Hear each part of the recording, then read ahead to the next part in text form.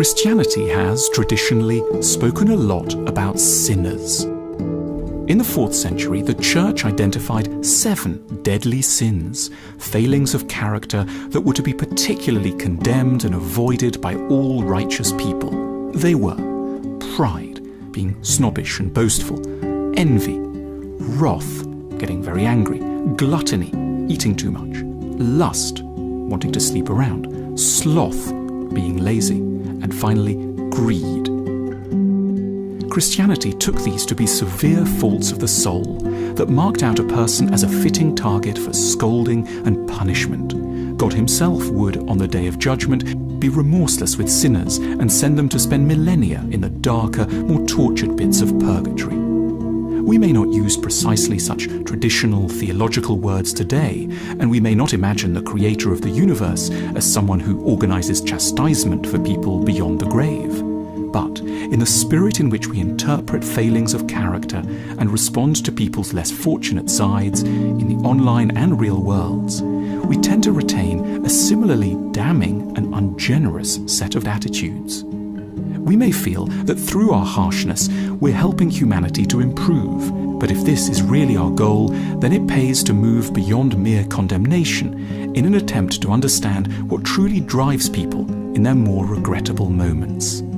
We stand to stumble on a surprising truth. Behavior we call sinful is never simply that. It represents an unfortunate first response to difficulty and distress that could, if it were properly understood, guided and forgiven, be redirected towards nobler ends. We aren't evil so much as in a lot of pain in a series of areas. Let's consider each of the 7 sins in turn. Pride. It can appear as if we end up boasting and grandstanding because we're so pleased with ourselves. Far from it. Boasting is only ever a response to a feeling of invisibility. We badly need to thrust forward our own importance because behind the scenes our very right to exist seems so much in question. We see it as almost inevitable that others will think ill of us unless we urgently and dramatically assert our greatness. That's why, of all people, the proud don't need to be told they're terrible. This is precisely what they secretly think they are already. They need encouragement to feel a more genuine pride in their own merits, and then to be spared the manic impulse constantly to call them to the attention of others. Envy. Envy is a graceless way of confronting an idea that is, in other contexts, fundamental to decent ambition, as well as modesty of character. The notion that we are incomplete, imperfect, and in need of improvement. Envy grows from the legitimate insight that others have something to teach us, mixed together with a degree of inaccuracy and panic about what this might actually be. Envy should, in a perfect world, be our teacher.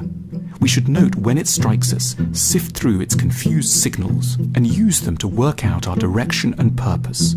The solution isn't to be made to feel guilty for our envious attacks. It's to be helped to understand what's truly missing from our lives. Wrath.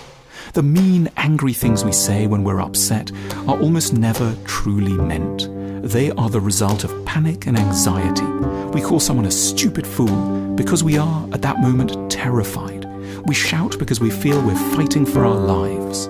Therefore, instead of being repeatedly told how appalling it is to be angry, we of course know this quite well already. What we need is someone to demonstrate a proper understanding of our underlying fears. "You must be scared" is the kindest, but also the most effective response to any angry outburst.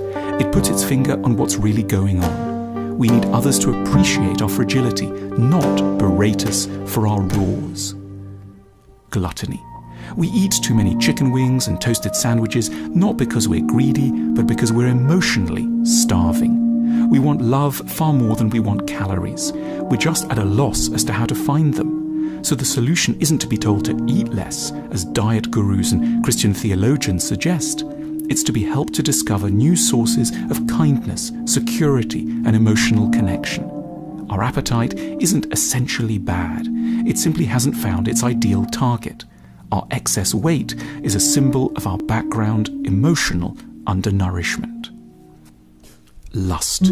We want to keep jumping into bed with people not out of degeneracy, but because we are lonely. Sex is the epitome of connection and acceptance. The so-called bad, erotic things we crave feel so exciting because we read them as proofs of someone else's open-ended affection, which is in such short supply in ordinary life. Ideally, we'd not be less lustful, we'd be clearer about what we genuinely need from sex, which is acceptance of our messy, complex, and all too human selves. Sloth. Laziness is really fear. We can't bear to get down to our work because if we were to apply ourselves, we risk terrifying humiliation. We might not succeed as well as we'd like. We might find a task too hard.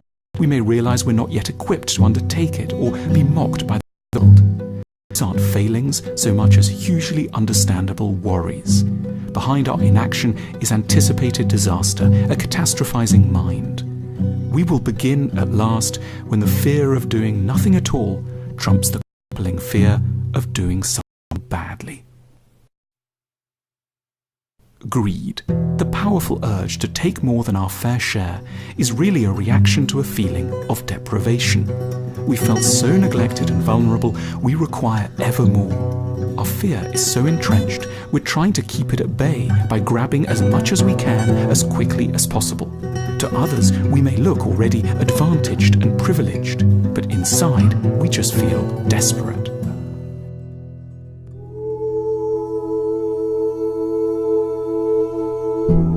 In short, our so-called sins are not signs of being bad people. They are the shape our unmet needs take when we haven't found any better way of living them. We don't have to be berated or threatened with hell. We need an open affection that welcomes us as we are, a forgiveness that doesn't involve criticism, and a tenderness that delicately, with humiliation, locates our true vulnerabilities and encourages our own native appetite for reform.